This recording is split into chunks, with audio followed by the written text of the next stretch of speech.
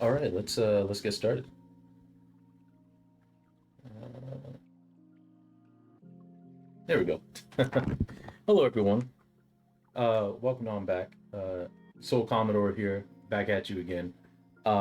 So today is usually reserved for doing some art. Today's and Thursdays usually reserved for doing some art. Um, but we're doing something a little different today. I've mentioned before that I've been working on a personal project, very personal project. I'm not expecting anybody to actually like read this thing. Hey, thank you, Gage. I appreciate it. I appreciate it. Yeah, yeah. It's got a little. I spilled a little egg yolk on it the other day, so I got to get some stain remover and get rid of that. But thankfully, it's just a little spot of it, so it's not too bad. It's a very comfy hoodie, which is part of why we're doing what we're doing today. Um, now, usually we do some art. We've been working on a painting, and I had full intentions on doing that today. Um, but on the side, I've been working on a little writing project, a very personal project that probably very few people are going to read. Uh, as you can tell by my username, my favorite band is the Commodores. Uh, Lionel Richie was a member of the Commodores, and I'm sure everybody's heard of Lionel Richie without knowing who the Commodores are. But the Commodores are my favorite band, and I decided to do, after seeing a similar project done with Sufjan Stevens' music, in which someone ranked all, at the time, 497 of his songs. I decided to rank 115 of uh, of the Commodore songs, and also rank their albums and give a little reason, a little blurb with every single song why I ranked it where it is. Its pros, its cons, all that kind of stuff.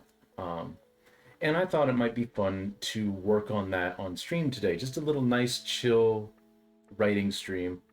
Um, and the reason I want a nice, chill writing stream, not that we ever have non chill streams, not that painting isn't chill and all that, but this, for whatever reason, gives my brain more of a break than painting does. And I don't really need a brain break today.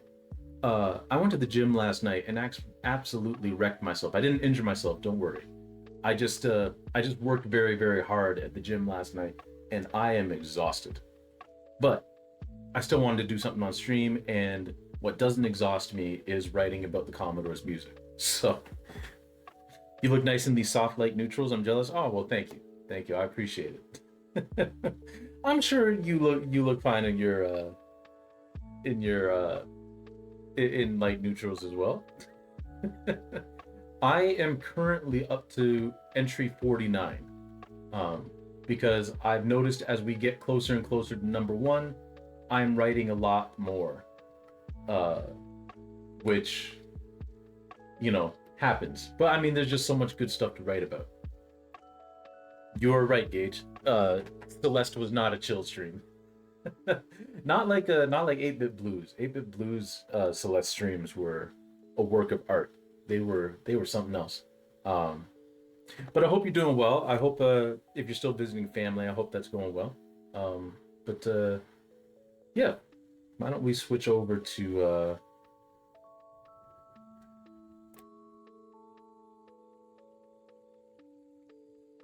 so as you can see here, ranking both the Commodore songs and albums with super specific criteria and specious math in such a way to render this list useless to anybody but myself. Oh, you get to go home tomorrow. Nice, nice, nice. That's good. That's good to hear. I'm glad. um, that's the title. It was originally a working title. That's going to be the title of the thing. It's just what it is. Um, and as you can see here, right now we're at 23,383 words. So we're going to build on that a little today. Now, this is the preamble. The preamble, I am not done it yet. Not even close, but that's okay. I'm not too concerned with getting this done right away.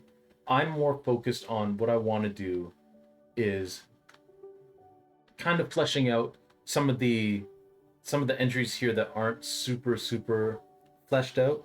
Like there are some that I'm not to like this entry, like I'm not touching at all. Um the one for Ooh Woman You. Like it's fine. Like I don't have to add anything more. Um, and yeah, like there are some that I need to fix up, and some that I don't. Is mine? Hold on.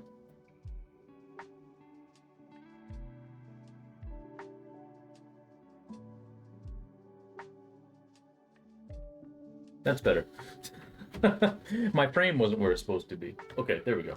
Um, but no, Gage, I'm very glad that you get to go home tomorrow. Uh, that's very good. Um, what else I want to do is fill in some of these areas that say a particular note. Um, and like pretty much all the downs and the ups are filled in this section, but we're just going to check through and see. Um, but I'll show you where we're at right now. We are on page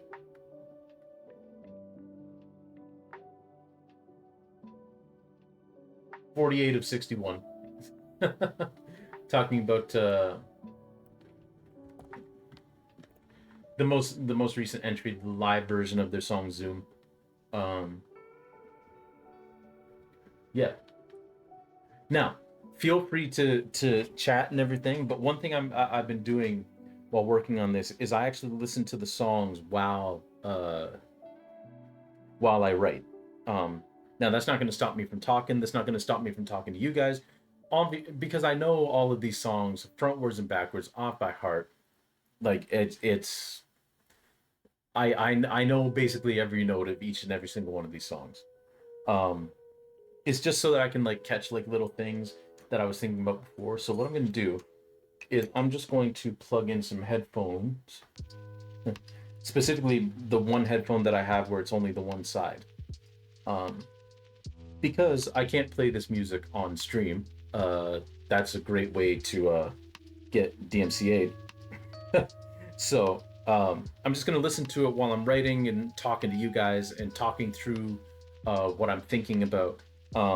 Unfortunately, you won't get to hear what I'm hearing, but again, I don't want to get my channel banned, and I want to be able to like archive this as well. Um, just in case anyone comes after me when I finally release this thing and be like, "Oh man, you used Chat GPT for this." No, I did not. I did not. I've written every single word of this myself. Anybody here should know very well how I feel about AI and what it's done to art, and I'm not for it by any means whatsoever. So, with that, I'm just going to change in my accessibility settings. I'm going to change the to mono audio because I've only got one headphone, and I'm going to fire playlist, and then we'll get to writing. So like I said, we are on entry number 49 right now, and I'm going to be jumping around, like I said. But we're on entry 49, listening to song Zoom.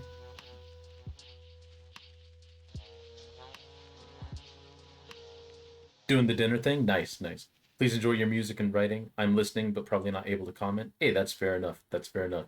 Hope you're enjoying your dinner, making and eating dinner. Um, and yeah, no worries about not commenting. Hey, well, well, well. My good. Okay, hold on. Where's my? I don't remember where this stuff is. Thank you very much for the raid. Oh, where did my music go? Oh, I know what happened to the music. Hold on. Uh, Andromeda, welcome on in. What were you working on? What were you working on? Working on some art. Very, very nice. I hope your stream went well. Feel free to post what it is you were working on or talk about it a bit. I always stand creatives in here sharing what they were working on. Uh, Racing Kid, welcome on in. How are you? How are you? Well, I appreciate it. I appreciate it. Let me get this music back on. I know what happened.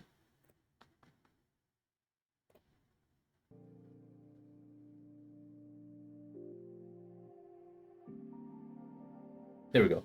That's better. You're working on a painting of Shigo from Kim Possible as a real person. Yo, that's really cool. That's really cool. Um, what were you what were you painting on? Because I have a feeling it wasn't just a regular canvas. Um, for anybody who doesn't know, first of all, thank you again for the raid. For anybody who doesn't know me, I'm Soul Commodore. I'm an artist, and today I'm a bit of a writer, and I'll explain that in a second. Um, but that's what we're doing today. We're doing some writing, um, some nice chill writing, and oh, you were using a casual 9 by 12 panel today. Fun.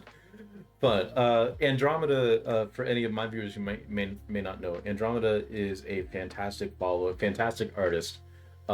Uses all sorts of unconventional media to paint on. Rocks, vinyl records, glass, like just outstanding work. So you should definitely go give Andromeda a follow. Um, yeah. So today, I've been working on a personal project. I'm feeling very tired from the gym. Hey, the kindness is very much warranted. Um, and thank you for sharing your community with me. Um, so I'll just give for anybody who's new coming in here, I'll give a very quick cliff notes on this. Anything I can get my scrapyard trash panda hands on. There you go. There you go. But that's good. That's good. That's reusing things like that, repurposing them that's always amazing. You know, I love it. I love it. Um, Today we're doing some writing because I'm very tired from the gym, and writing is more calming than painting is, and I don't have to move as much. I've been working on a very personal project that I expect no one to read. It's just for myself, but of course, I'm gonna give the link to everybody because I'm vain. But Commodores is my favorite band. I'm ranking 115 of their songs and 12 of their albums, plus some like bonus tracks that never made it on an album. Um, and we are currently 49. We're at number 49. We're at almost 23 and a half thousand words. It's a whole lot of just. I haven't edited it yet. Not finished with the songs yet. Haven't even touched the album rankings yet. But I also have my spreadsheet here in which I ranked all the songs from 115 to well, I'm not gonna scroll all the way down to one. Um, but I also have put all these songs in place with the ranking, like on their albums, individual albums, and color coded them.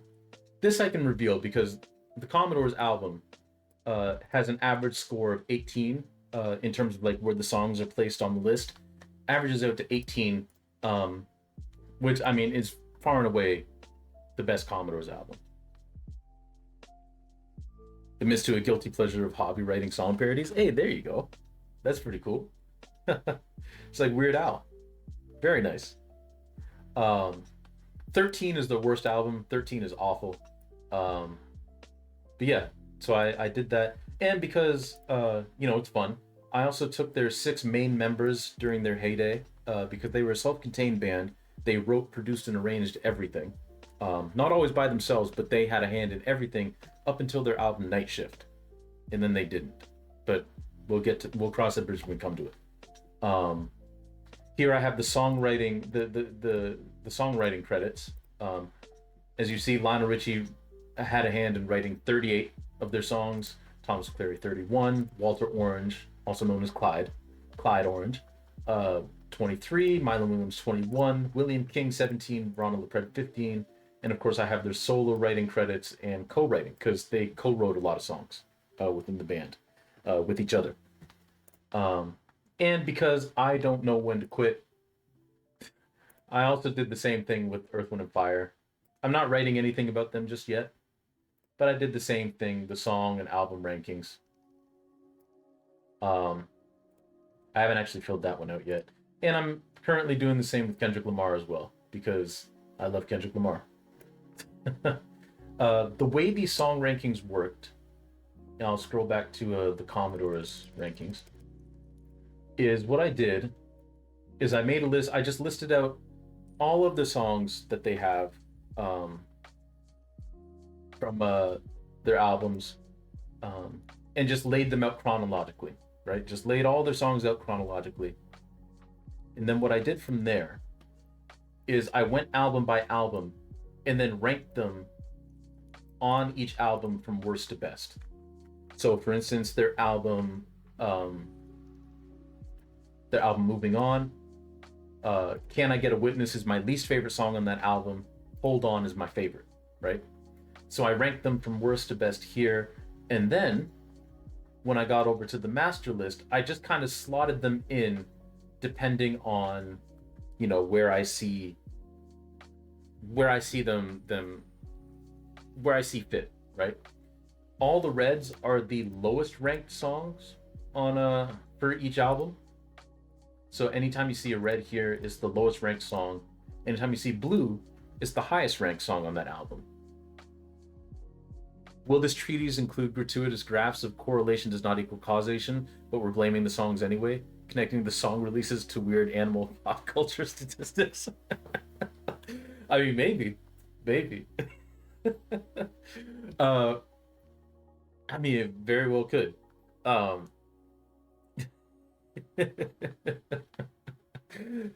yeah. So no, it's been a fun project so far. It's been very fun to kind of that's kind of full send commitment we love. Yes, yes, indeed. It will include these graphs and these graphics on the album rankings for sure. It'll include all of this.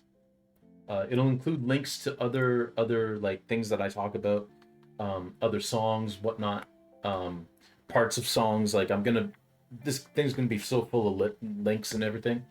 Um, but yeah. So with that, what I was saying is, I'm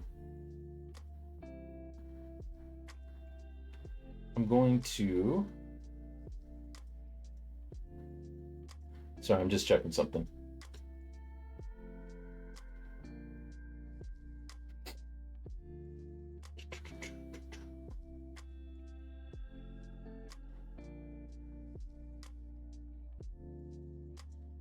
That's weird.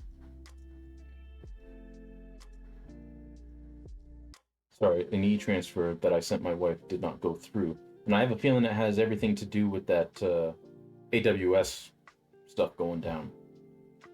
But we'll see. Um, but what I was saying was I've been listening to the songs while I write about them. So all this immediately reminds me how little I know of modern music. Well, don't you worry. This isn't modern music. the the latest song, the most recent song that's on this list was recorded in 1985. So don't you worry.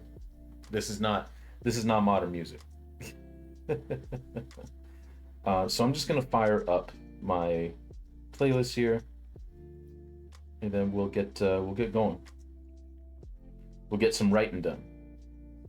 And I'm probably gonna be jumping around, and you guys can't hear the music. I've got a headphone in. By all means, please chat, please write. Like I'll be talking while I'm listening. I'll be interacting with you guys. Please don't feel free to interact. Like I know a lot of these songs I know frontwards and backwards, so I'll be doing a lot of chatting. But I find it's best to listen to the song while I'm writing, so that I know exactly what I'm talking about and what I want to say. And I'll let you all in on what I'm doing.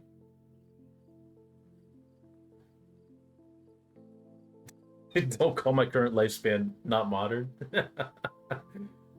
You're meeting modern post World War II. Hey, that's fair enough. Then in that case, by those parameters, yes, this is definitely modern music.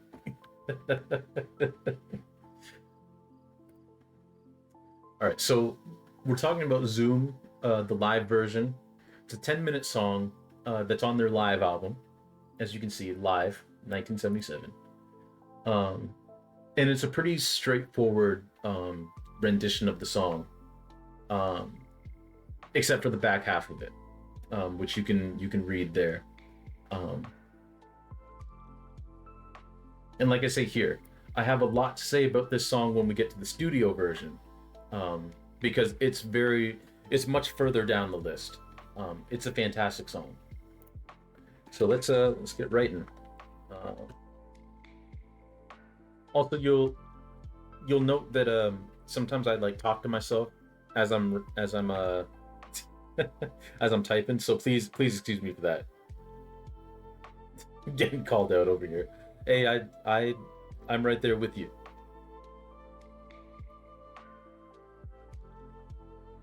Also, hopefully the volume for my voice and the music is all right. All right.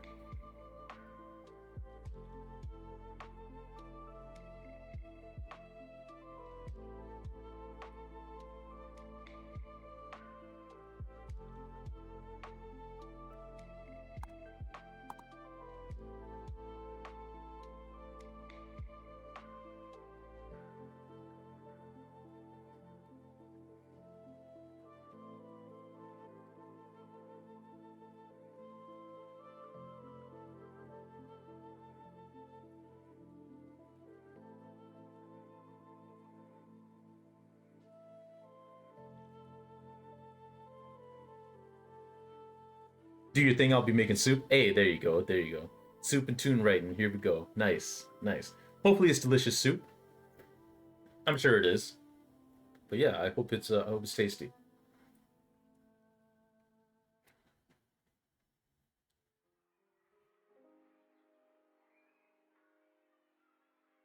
Okay, what else do I want to say about this song?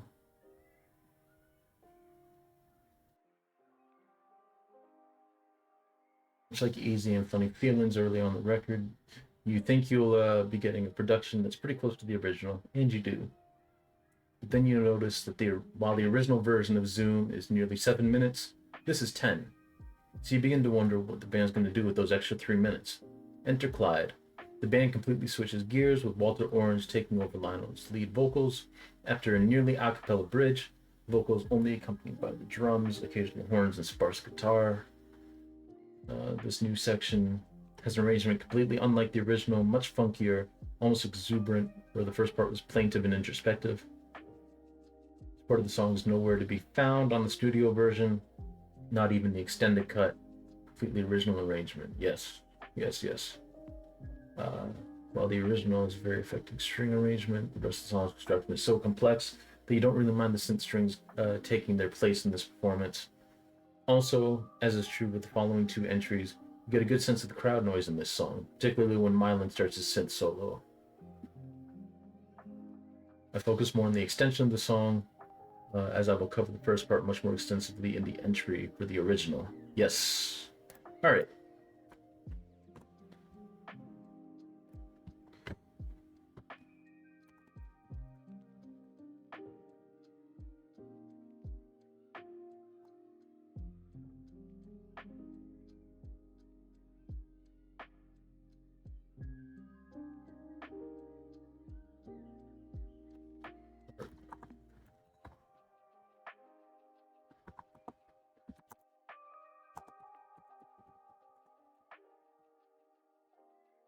So if you find you struggle, I will say that the extension isn't as musically diverse as the first part of the song. So if you find you struggle with lengthy songs to begin with,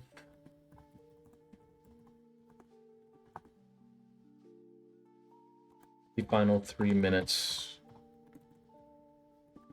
oh man, might just feel like they drag. So this section here, of particular note, I just point out something that I didn't write about up here in the main part. Downs is because every single song, every single thing that we enjoy has its pros, has its cons, right? Has things we love about it and things we don't like as much about it, right? Everything. There's not a single song, as much as I love this band, as much as I love Stevie Wonder, as much as I love Earth, Wind & Fire, Kendrick Lamar, there is, for instance, Kendrick Lamar's "Sing About Me, I'm Dying to Thirst" is my favorite song of his, right? There's still moments in that song that I would tweak a little bit if it were up to me, even though it's my absolute favorite, right? There's always something that could be a little bit better. Um, so, and even in the worst songs, there's always something that's still okay, right? Um, that you can find interesting or just catches your ear. So that's why these sections are here. We've got the downs, which is obviously the cons, the downsides of everything, and the ups. And the up for this song is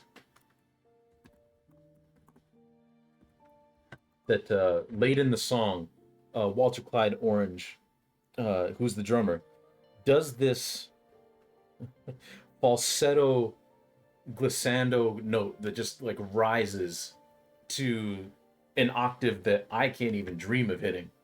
Uh, it's it's fantastic.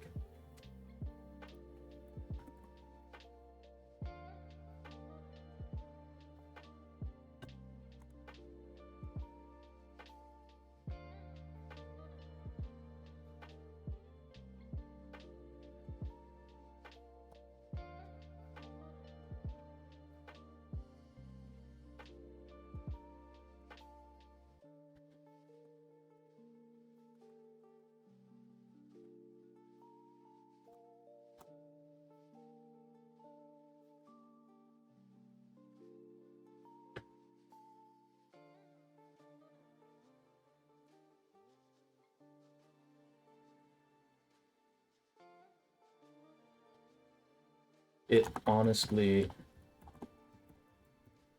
surprises you.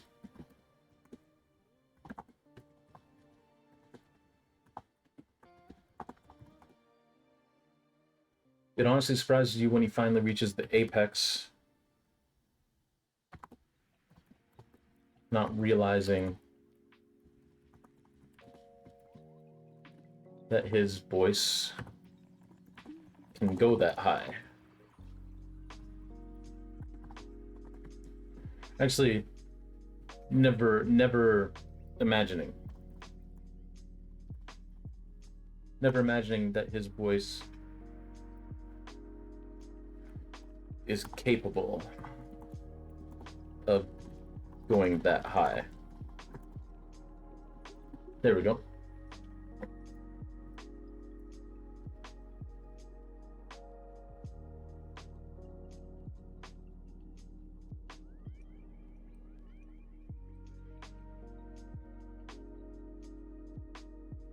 Yeah, I want to talk a little bit more about this extended part.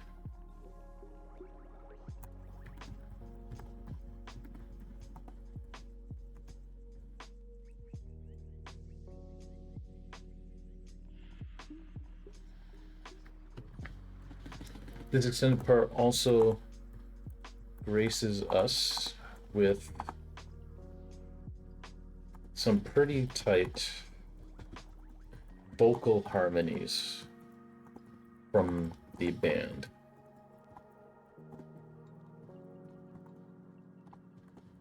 The original had some of the better background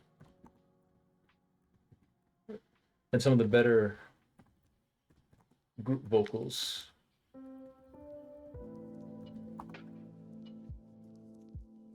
during their tenure.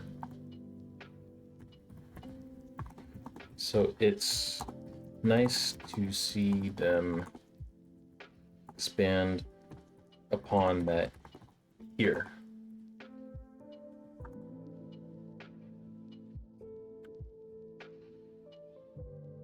One of the things that frustrates me when I listen to the majority of this album and watch videos of the group live,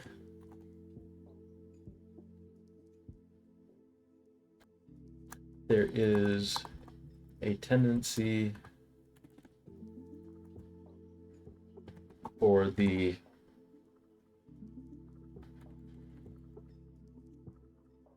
actually is that it usually seems like Lionel's mic is the only one that's on. Oops, I should say one, not on.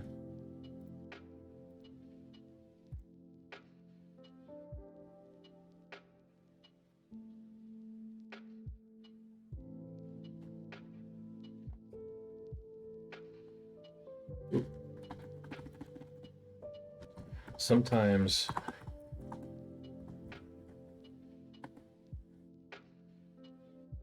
you can't hear the rest of the band's vocals at all.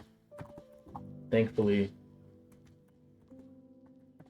you can hear, and on the next two songs we'll talk about on this record.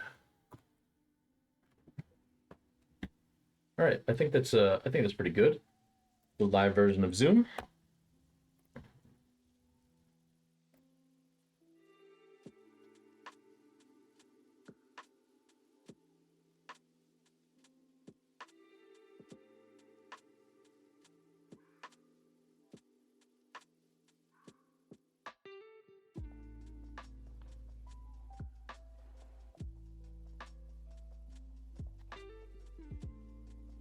It's smack dab in the middle. They had already been playing for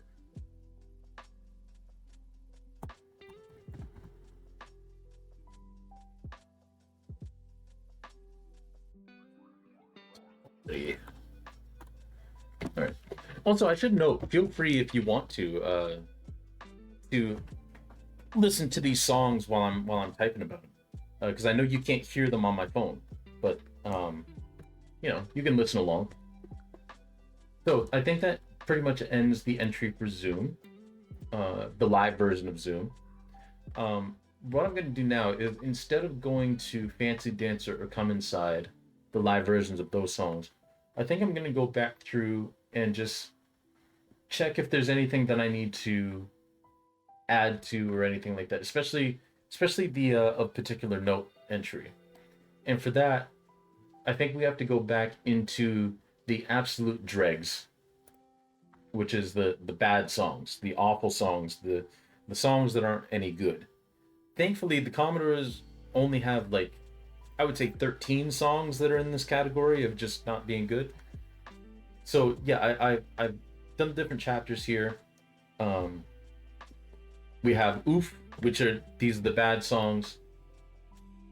If we go down to song 101, we've got chapter 2. Now we're getting somewhere. Then of course we've got chapter 3 when we get down to song number 70. Where's that? Cooking with Gas. Chapter 4 comes in at entry number 42. Well, just after 42. With the Big Time. And then we've got chapter 5, Sheer Excellence. And then we have our top 10 songs, which are in the best of the best. Right there.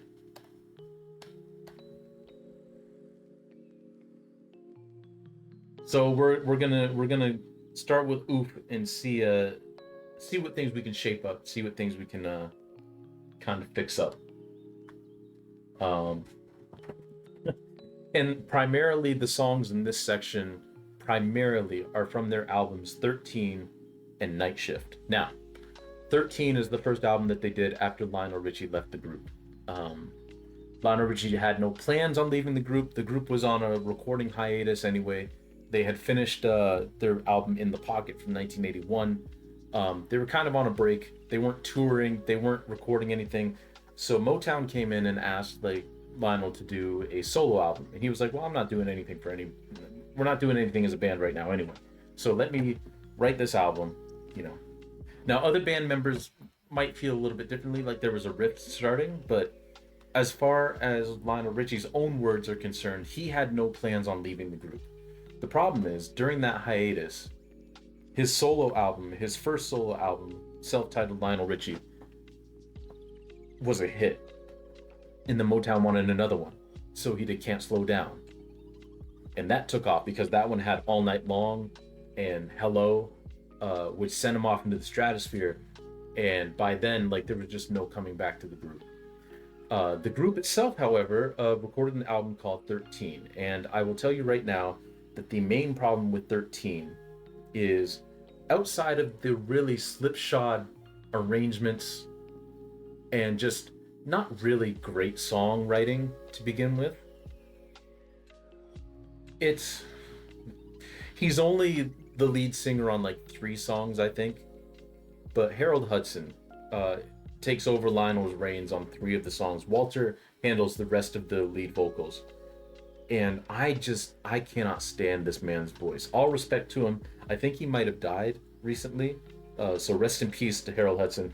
He was a quintessential member of the Commodores backing band, because the Commodores were 6 guys, but they also had a touring band that would also write songs and perform in the studio with them, called the Mean Machine. It was 4 guys: Harold Hudson, Winston Sims, David Cochran, and Daryl Jones. And they would tour with them. They would come in the studio and play things. They would help write songs, and they would contribute vocals. And Harold Hudson, God bless him, has a fantastic voice for background vocals. If he's in an ensemble singing a background vocal, he's fine. As a lead vocal, I can't stand his voice. He sounds like he's doing an impression of Michael McDonald, and it does not work for me, and it kills the songs that he's on. It's like they border on unlistenable, if I'm being honest.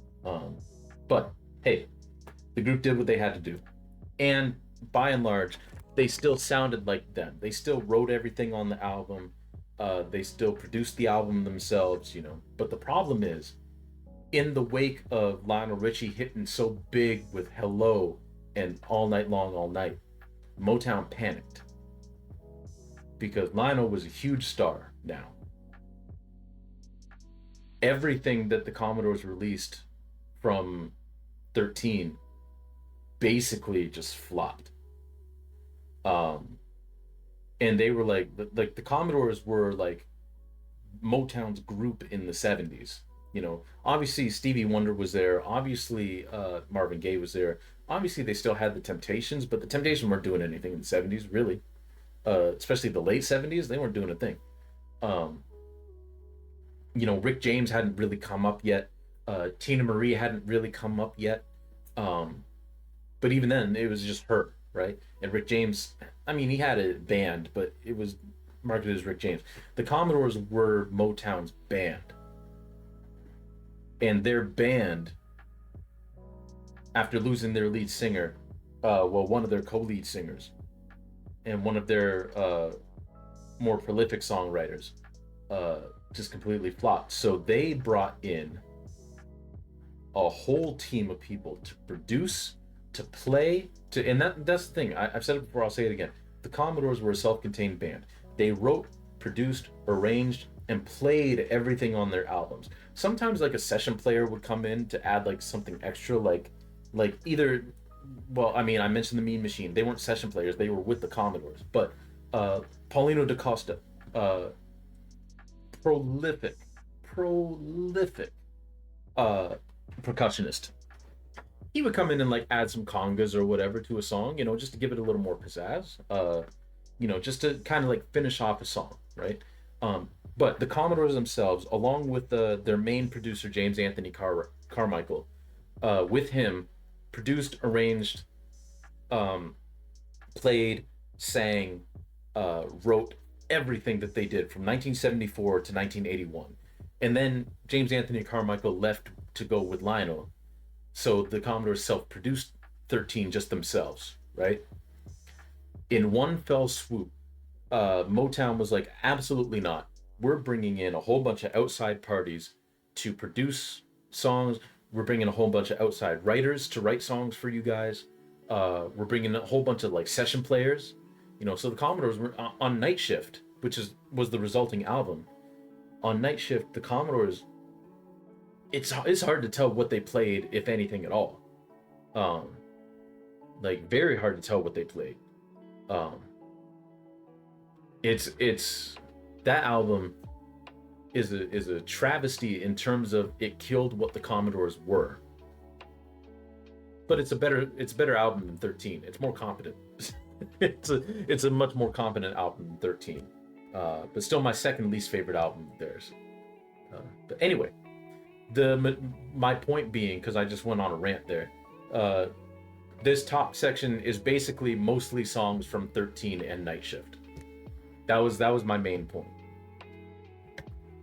So I'm just gonna scroll through here and see what's missing. So these first three songs, Ooh Woman You, Captured, and The Woman in My Life. I think I've written enough about these. I think I've written enough about Welcome Home.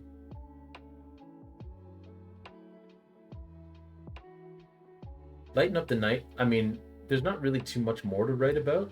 It's basically a rip-off of Lionel Richie's All Night Long, All Night.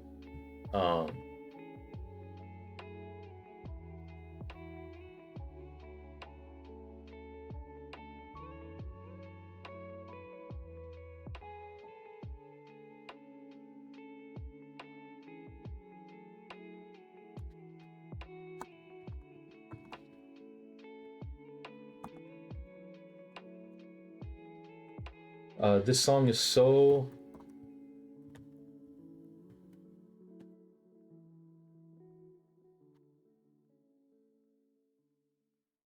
lightweight. You may not even realize that the record has ended. Finishes. That's right. This is what they decided to close the album out on.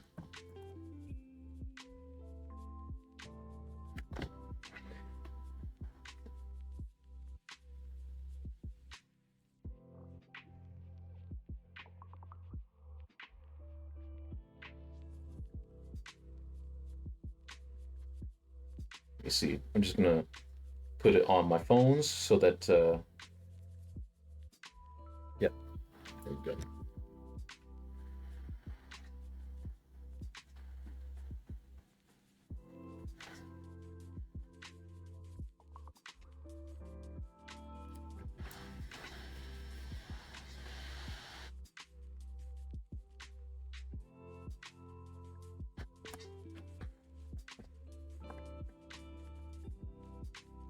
Obviously in music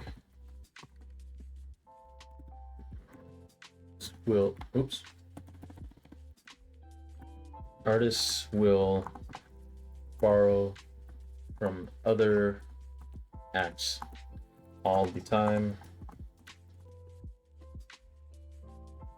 often from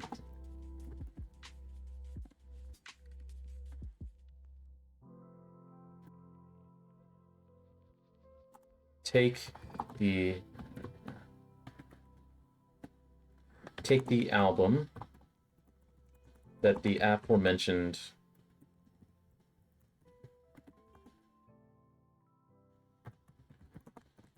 All Night Long is from. Can't Slow Down. The title, I should probably spell can't right. I'll do all the formatting and stuff afterwards because I'm gonna italicize like all the albums and all that. So, and I'm gonna get rid of the bold. But um, the title track from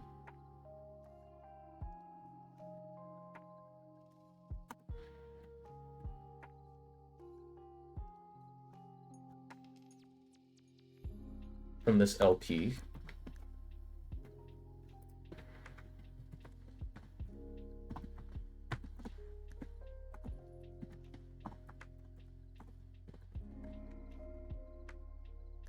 the title track from this LP borrows a lot of stylistic and rhythmic elements from Michael Jackson's The Starting Something.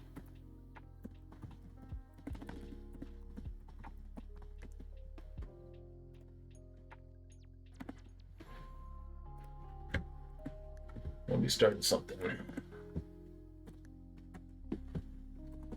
And while it isn't nearly as good a song as that one,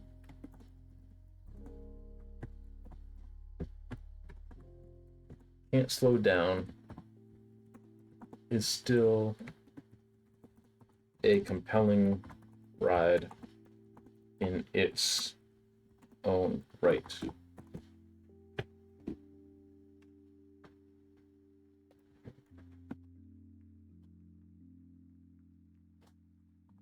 The same can't be said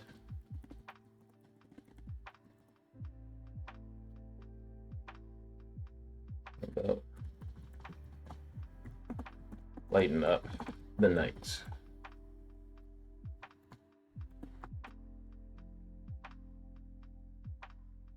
It doesn't stand on any of its own merits other than trying really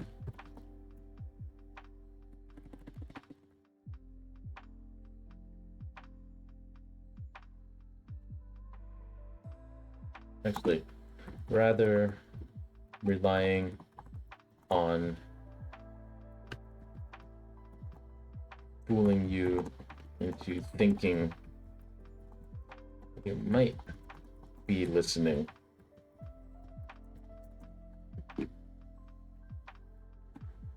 to All Night Long.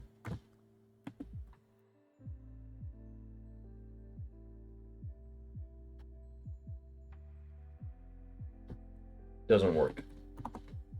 There we go. Hey, Nat, thank you for the glug glug. I appreciate it. Lurking as a game? Hey, well, thank you very much for the lurk. And of course, because you're lurking, you know what's coming.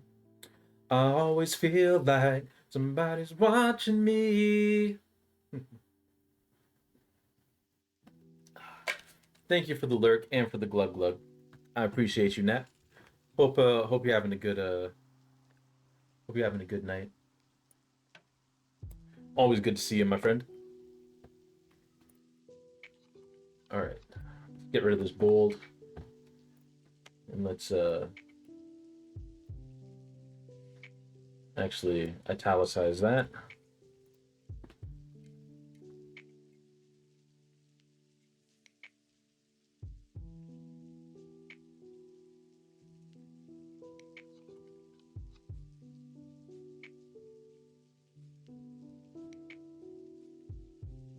Yeah, I think that's a pretty good paragraph.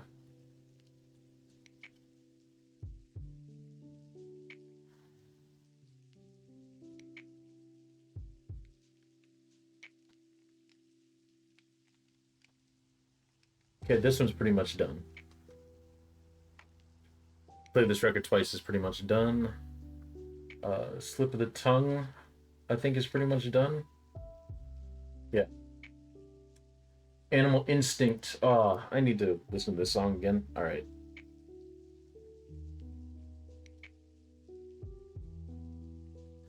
First track on Night Shift, and thus the audience's first experience with the new look Commodores, or I guess new sound is more apt. The opening synths sound like something out of a video game, which isn't necessarily a bad thing, but it's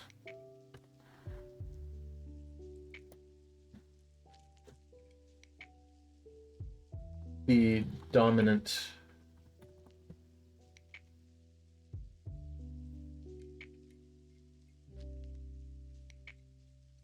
rhythmic element, and frankly gets on your nerves after a bit.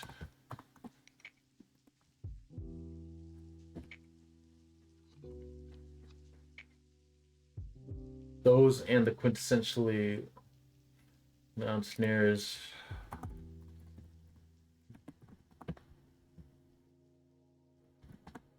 dominate the majority of the track. But where's the rhythm section? Thomas McLaren, his guitar are gone. Ronald Lepred's bass losing its running mate in the process. The horns are gone too. This kind of thing happened to a lot of 70s R&B acts once the 80s hit.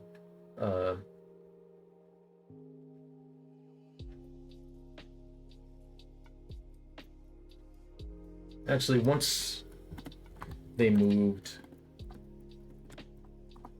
into the new decade, Earth, Wind, and Fire wasn't immune, neither was Cool in the Gang. Just sad to hear it happen to the Commodores too.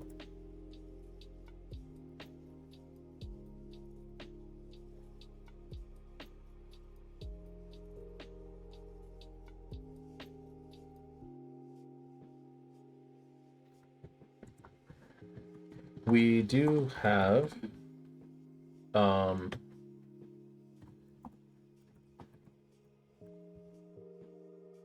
new vocalist J.D. Nicholas making a cameo via the vocoder on the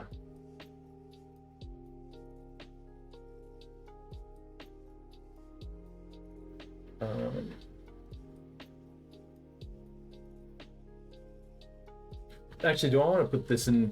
I want to put this in a particular note because there really isn't too much to say about this song.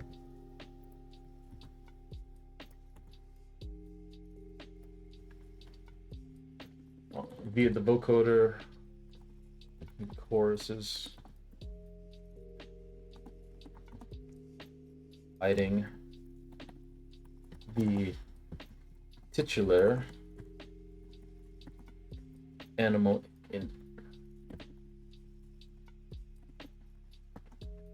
instinct. What makes it fun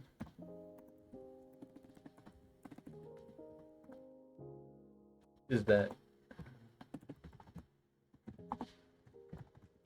his other singing performances, actually no, what makes it fun is that this is your first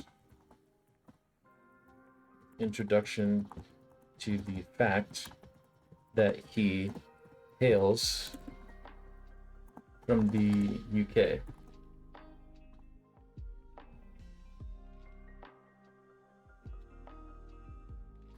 His natural accent is hidden pretty well when he sings, but is evident when he's speaking here. And when he does the rap on going to the bank,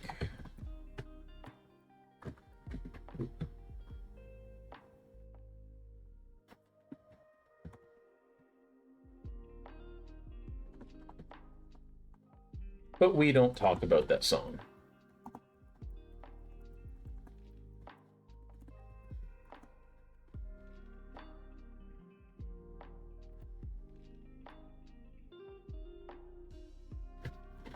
We do have new vocalist JD Nicholas making a cameo via the vocoder. Actually, we do have the groups.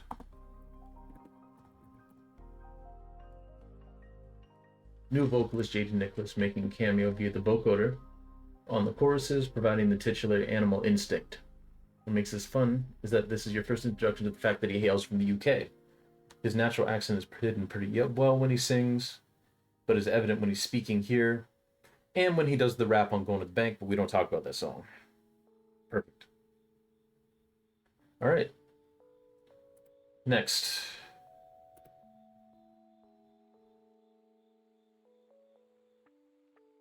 Okay, so Turn Off the Lights is pretty much done. I don't have much more to say about Turn Off the Lights.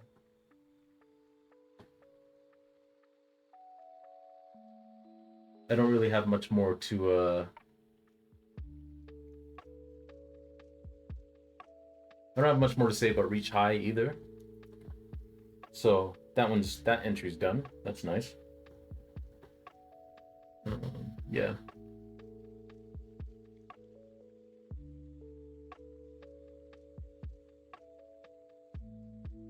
Just gonna read through this just to make sure that it's what I want. Let me introduce you all to Skylar Jett. He was being considered as a replacement for Lionel, and this is the only track to feature him in the lead. His voice is fine, a high, largely tame tenor with no real flavor or character. It's fairly ineffectual. One of the many male vocalists at the time who sound like they're trying really, really hard to be Michael Jackson.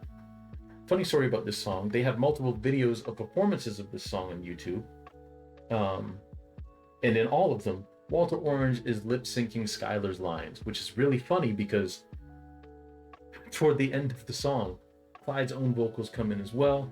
That, and their voices sound nothing alike. Anyway, the Commodores quickly moved on from Skylar. Early on in my internet days, I read a rumor that this song was created as an intro for a TV show. I don't know if that's true, but this track certainly has that quality.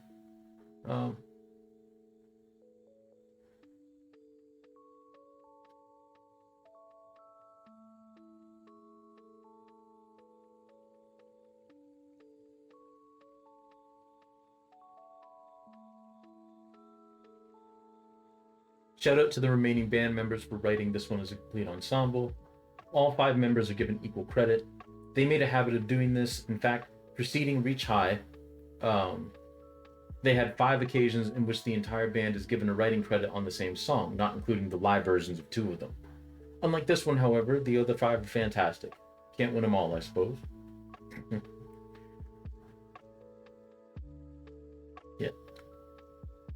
Yeah, I think Reach High is pretty much done. Yeah, Skylar Jett just sounds like he's doing a Michael Jackson impersonation during that song.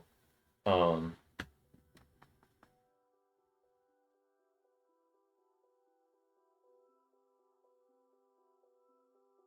suppose I could write more about the song itself.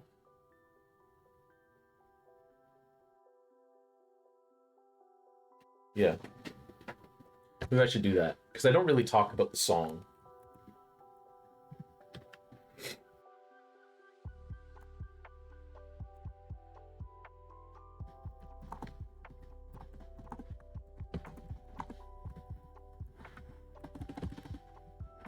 All the great hits. This is definitely not one of those. Even close. Actually, did this song even chart? I don't think it did. Commodores discography, Wikipedia.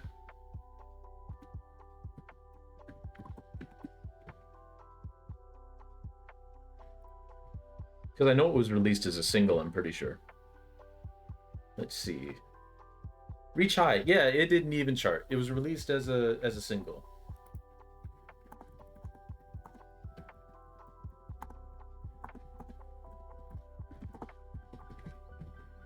It was released as a single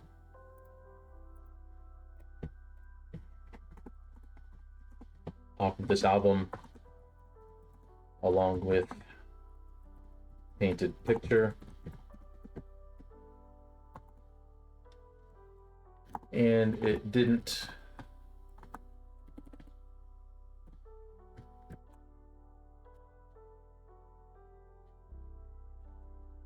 chart anywhere.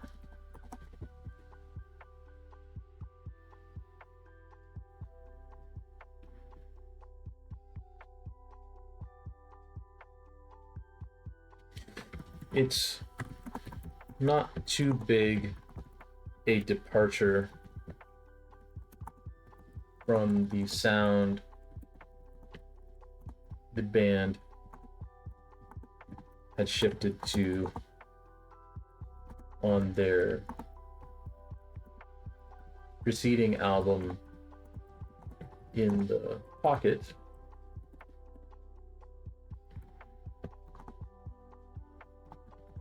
But there's nothing really distinctive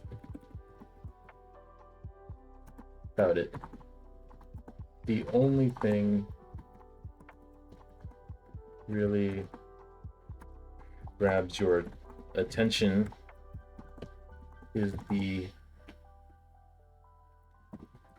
intro, which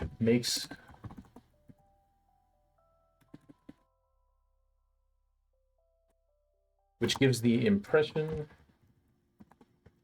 that the song is going to be way more energetic than it actually is.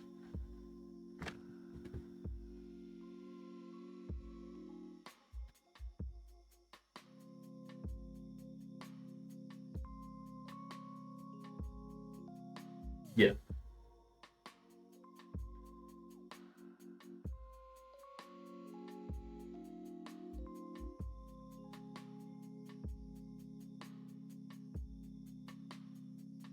Actually, who's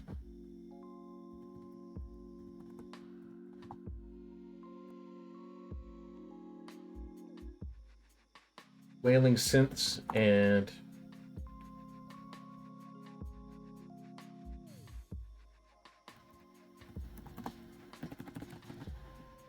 punchy horns give the impression that the song is going to be way more energetic than it actually is. There we go. All right, so there's that one. I think that's a good. I think that's all I really need to say about Reach High. Okay, all the way down.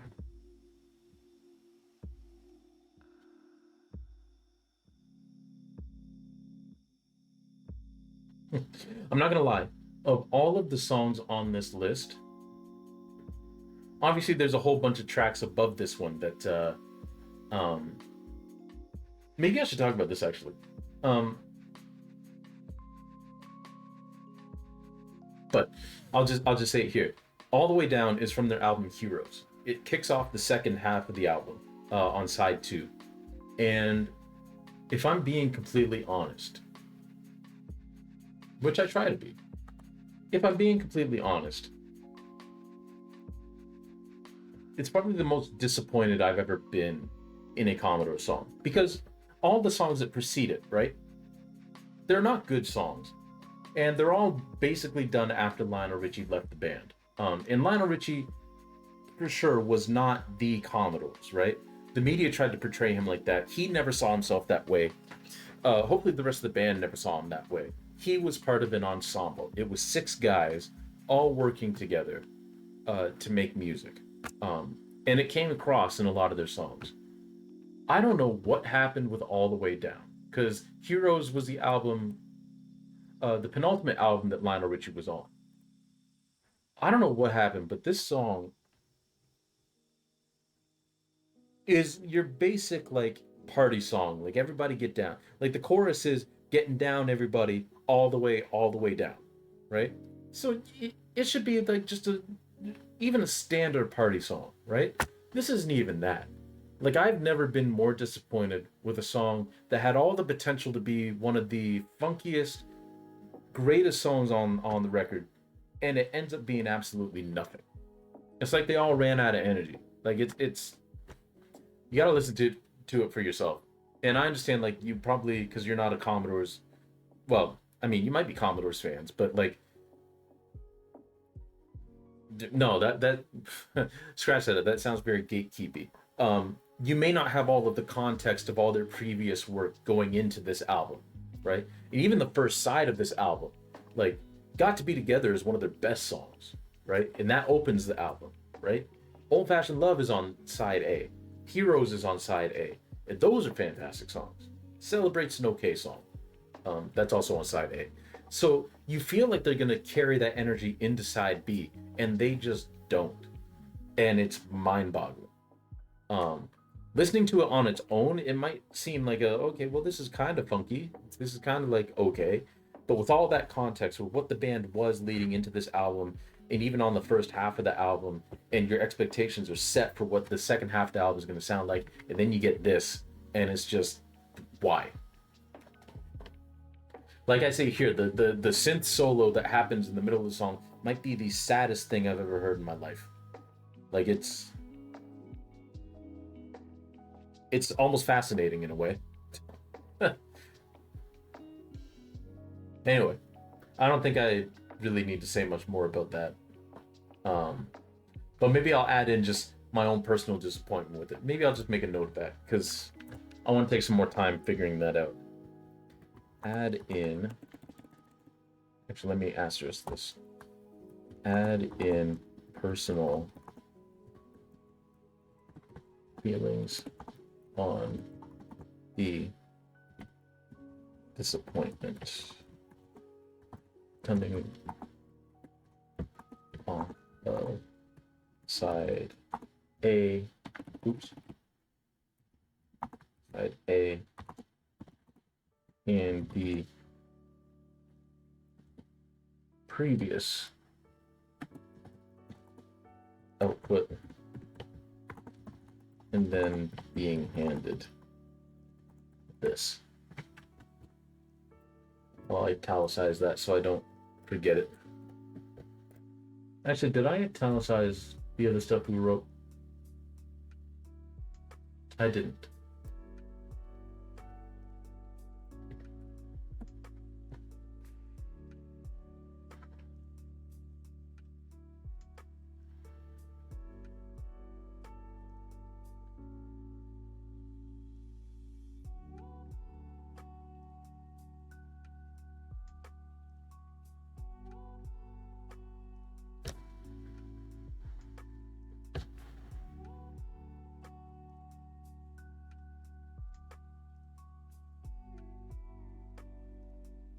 Okay. Yeah.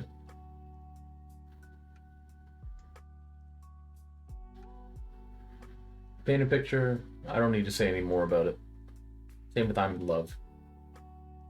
I actually added in a lot of more of these particular notes than I thought I had, which is kind of nice. Oh man, I gotta talk about this song. "Young Girls Are My Weakness." Okay, so that's on their first full album, Machine Gun, in 1974. Um, Song is a little gross. Like I mentioned here, it's not nearly as bad as like My Sharona or You're 16 or anything like that. But the song is basically like about young girls. Now, as I say in here, full caveat, the Commodores were just out of college, so they may very well be talking about college girls. Um, but still, especially in today's climate and in what we know about like times have changed and our attitudes have changed, and it just gets a little bit uncomfortable. Um, and like I mentioned that in the note here that like the song is a product of its time. It was not problematic then, but it's as problematic now as Eddie Levert talking about, uh, how women have to be in the home and the man's got to work and all those kind of like traditional family values in the song, in the OJ song Family Reunion, which is otherwise a pretty good song, but that part always kind of like bothered me. Also, the fact that like, he says like, and then you have the daughter in the family, and because she will one day, be a mother. And it's like, well, not necessarily. She doesn't have to have kids. Um, I talk about Bruce Springsteen's Fire, which was covered by the Pointer Sisters, which is really interesting because that song is all about like the Pointer Sisters version. The lyrics are literally, "I'm driving in your car. We're driving in your car. You turn on the radio. You're pulling me close. My mind says no. I say I don't like it, but I'm a liar. Because when we kiss, ooh, fire." And it's like, that's a distinct lack of consent. It's right there. That's eesh. That doesn't make me feel good to listen to either, you know. And like I say here, I can acknowledge that these were considered acceptable when framed through the zeitgeist of the 1970s, but they aren't now.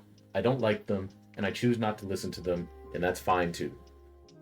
And yeah, I don't like listening to Young Girls Are My Weakness. Like every single time it pops up, I skip it. Um, Slightly different reason why I skip all these other ones.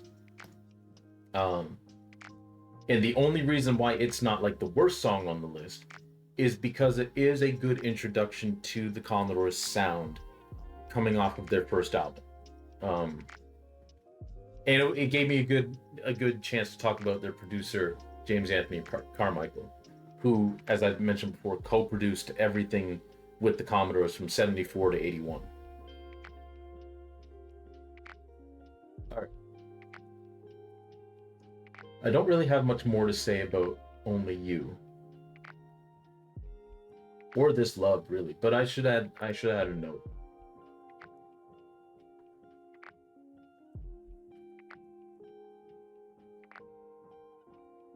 Yeah. So yeah, now we're in here, like these songs aren't bad, but none of the songs in this section are great. At best, they're good. At the worst, they're listenable. They're average.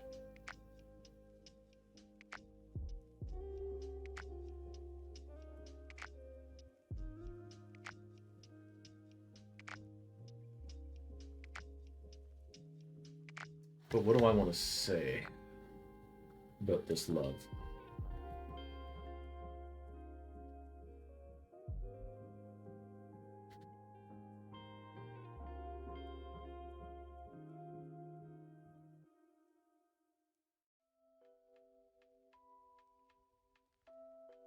Well, maybe the fact that this is one of the few ballads that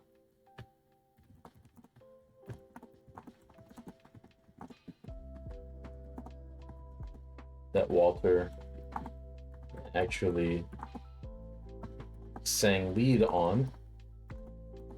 As I mentioned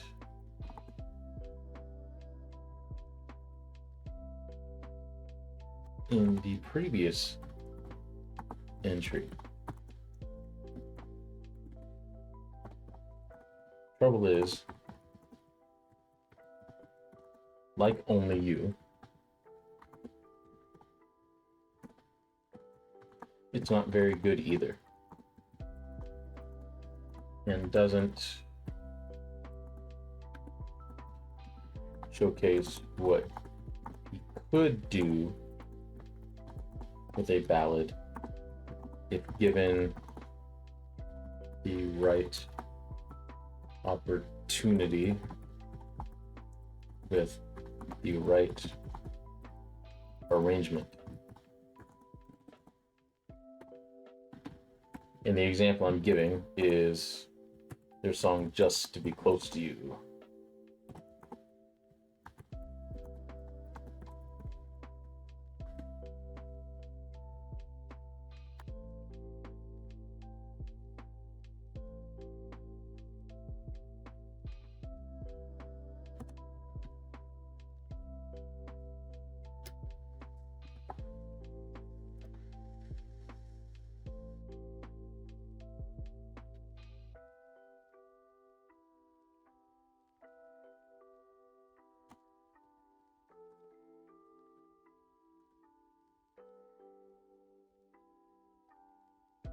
There we go. I think it's pretty good.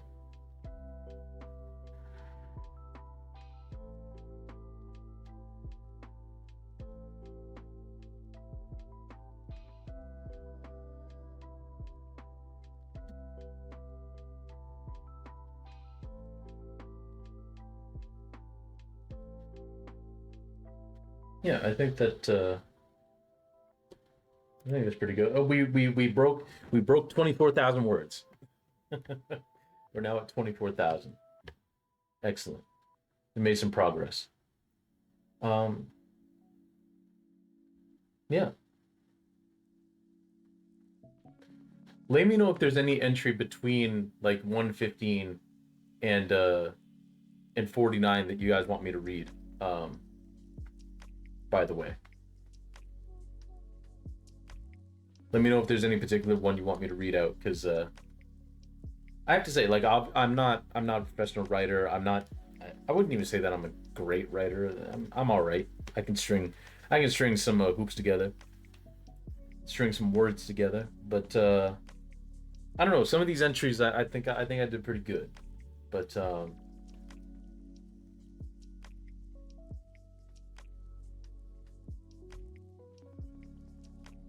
let's see. What else do I want to write the particular note on?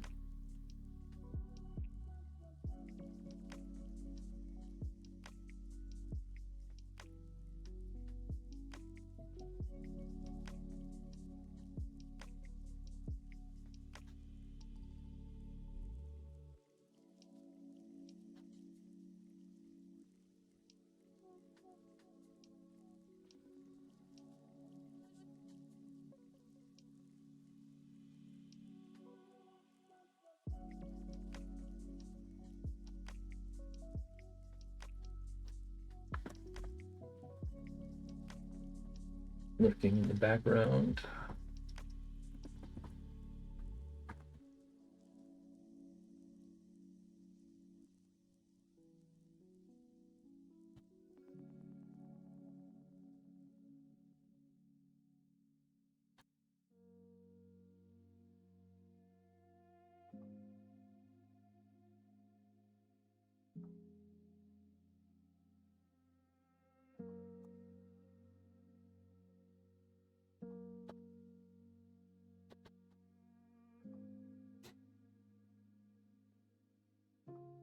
Okay, so that one's good. I did skip a couple up here, but it's because I don't particularly feel like listening to the bump.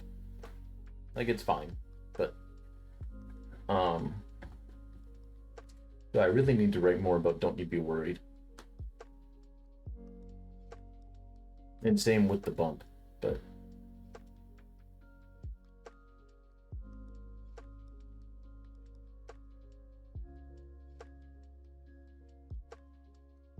ooh, I need to. I think I made a note about this. I need to add something to "Keep on Taking Me Higher" that I hadn't before.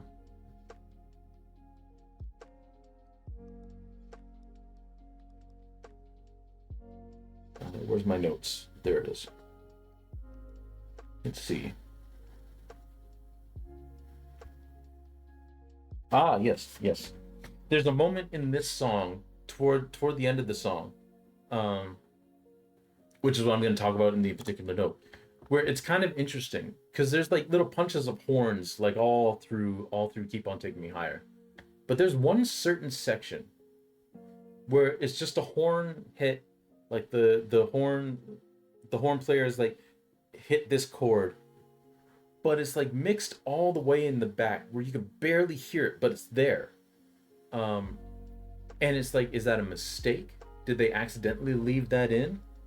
Was it meant to be cut out and we end up just hearing it? Um, it's hard to say, but uh, it adds a really interesting little element to it, and I really enjoy it.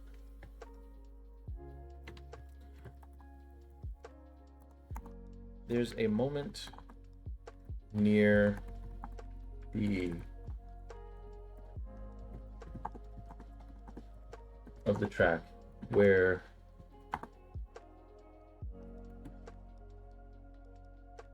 there is a punch chord played by the horns, but whether they were meant to be edited out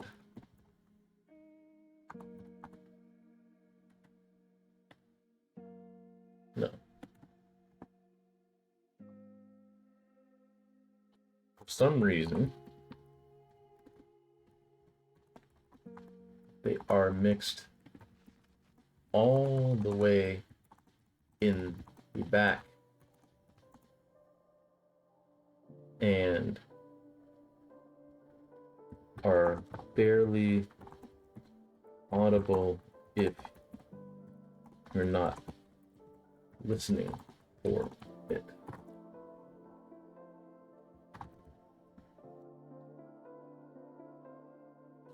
They were left in by mistake or it was tape bleed.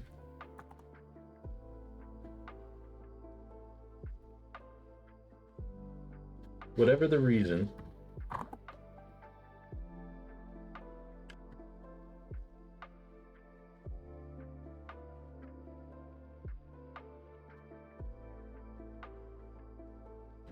actually, I don't know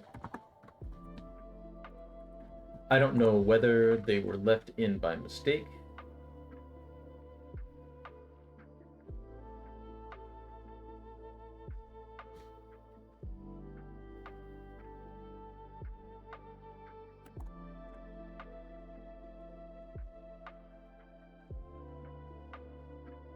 or if it was tape bleed.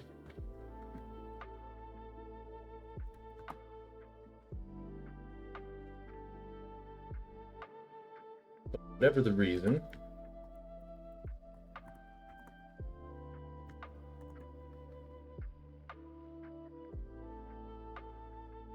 they're left in and it kind of works wonderfully.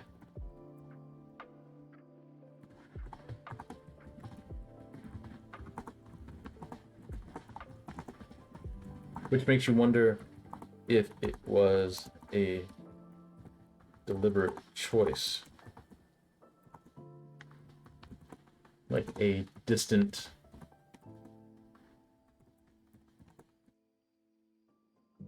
train whistle. Filling in a section that would otherwise be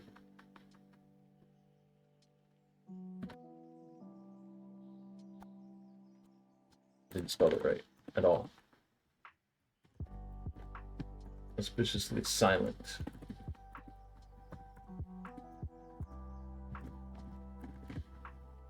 Funny enough,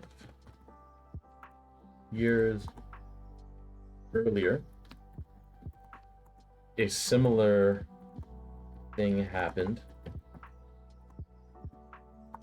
on their song Mary, Mary.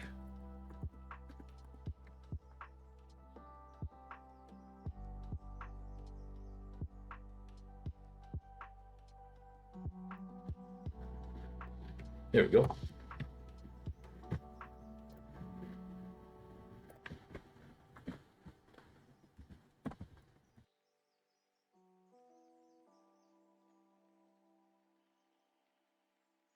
Did I say auspicious? I meant conspicuously, not auspiciously.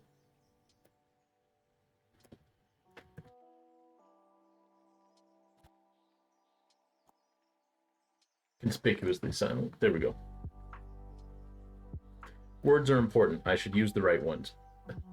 All right.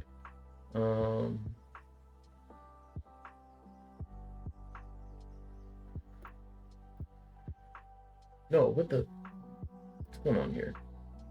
It's not what I wanted to happen there.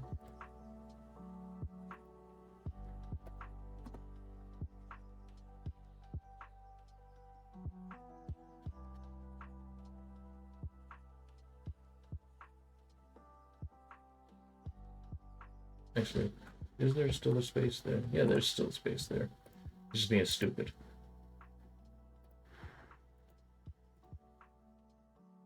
Ignore. There we go.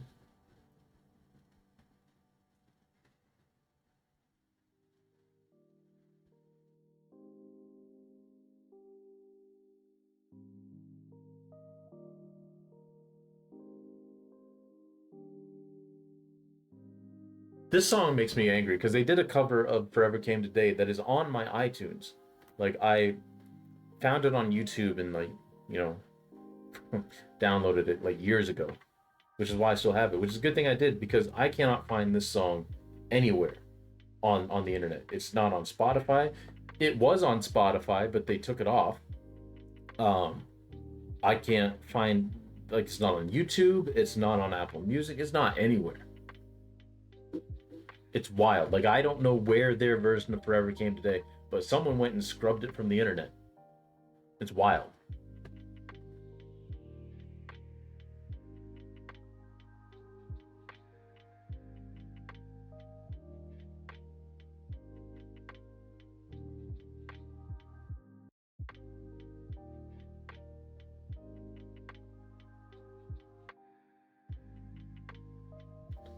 I should flesh out the at least wide open reprise. But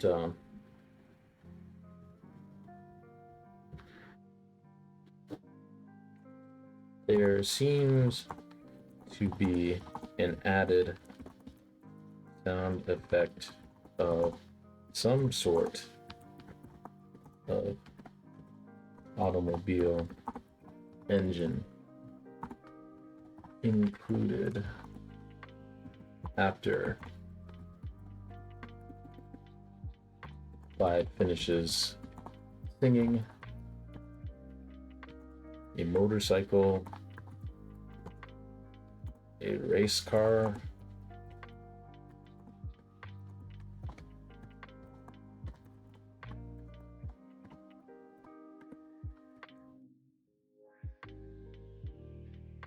I don't know what vehicle it is specifically, but it's there.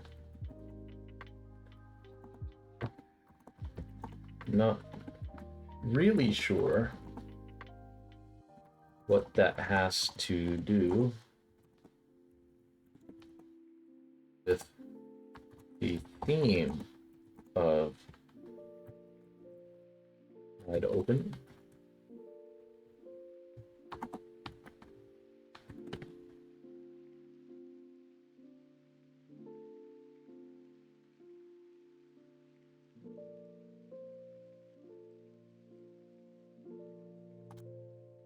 Maybe they just thought it sounded good.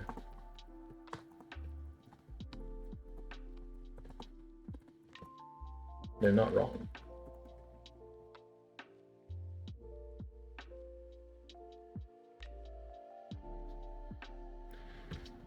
And it's true. I have no idea whether that's a motorcycle or uh, what it is that sound effect is, but it's in there.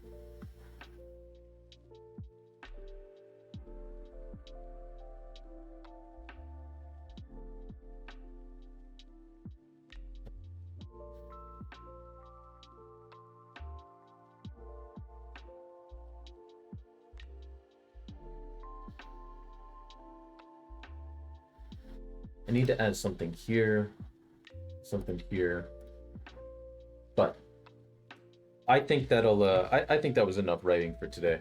I don't know about you all, but yeah, thank you for just hanging out with a nice chill stream with me today. Um, just doing some writing, doing some relaxing because I am very tired from the gym.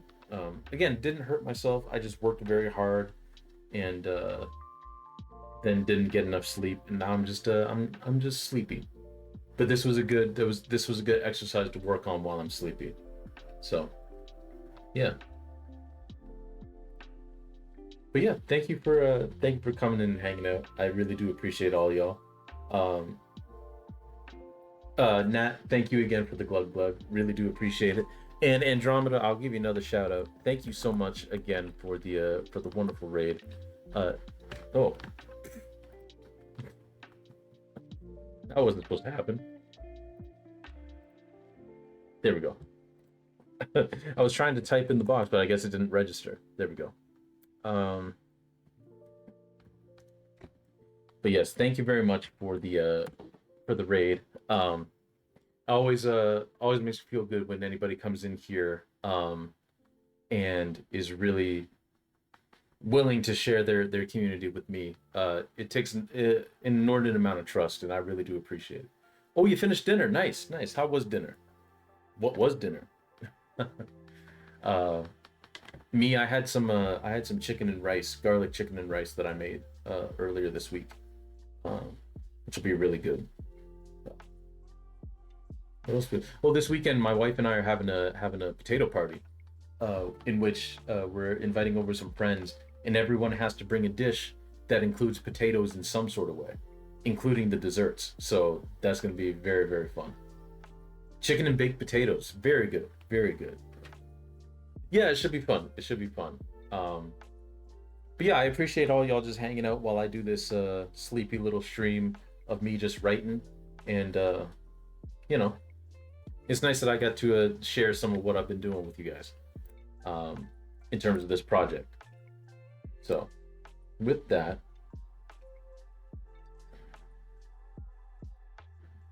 oh, excuse me, I'm just gonna see what's happening over here. If they're still on, I know who I'm rating.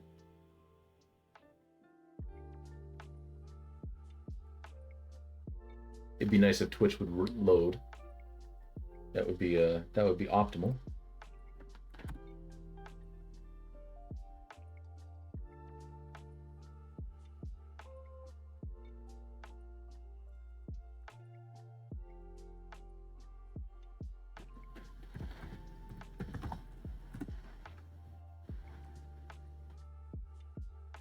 I mean, obviously Twitch isn't down because you guys are still here, and my internet didn't go down because I'm still here.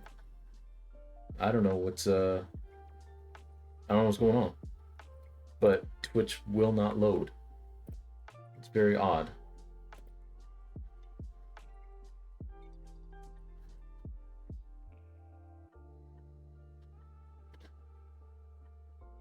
The dashboard still loads.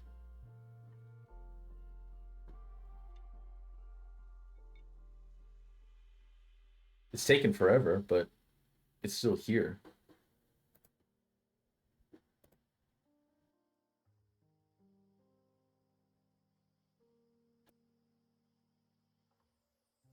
Weird. Amazon servers have been. Oh, that's right. Yeah, it's probably that, isn't it? Goodness gracious.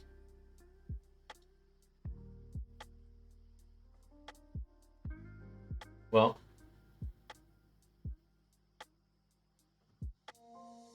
let me see. Let me see if I can pull it up on my app. See if the app works. Um.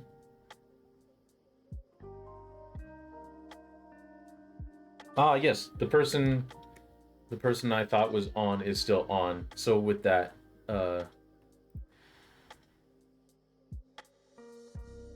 we do indeed work for Jeffy B. Unfortunately,